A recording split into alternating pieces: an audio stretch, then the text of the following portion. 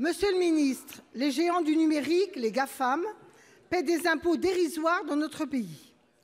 Notre groupe, depuis plusieurs années dans le débat budgétaire, a déposé des amendements pour stopper cette injustice et ce manque à gagner.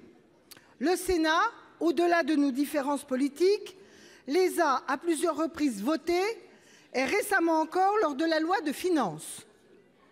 Le gouvernement les a rejetés.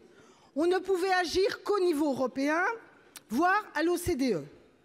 Certes, c'est indispensable, mais cela n'empêchait pas la France d'agir en précurseur et de façon unilatérale. Sur la pression de l'opinion, vous en convenez désormais et promettez de taxer les GAFAM. Que de temps et d'argent perdu. Mais cette taxation ne doit pas être symbolique. D'abord, le cadre doit être durable. Ces entreprises doivent être taxées comme toutes celles installées sur notre territoire. Alors proposerez-vous, comme le Sénat, que les géants du numérique soient considérés comme établissements stables en France dès lors que leur chiffre d'affaires dépasse un certain seuil dans notre pays? Porterez-vous cette exigence à l'OCDE? Ensuite, les discussions européennes prévoient une taxe de 3% sur les chiffres d'affaires.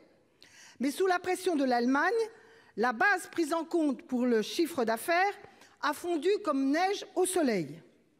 Initialement, la France pouvait escompter 1 milliard d'euros de recettes en rythme de croisière.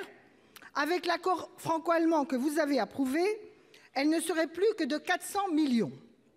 Ce qui, vous en conviendrez, est assez dérisoire au regard de leurs profits.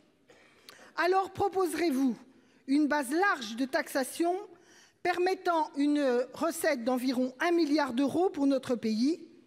Nous sommes inquiets car les informations de la presse n'ont pas l'air d'aller dans ce sens.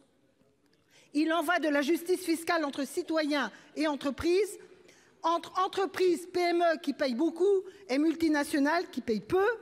Il en va des moyens dont la France a besoin. Il est urgent que les GAFAM payent leur dû.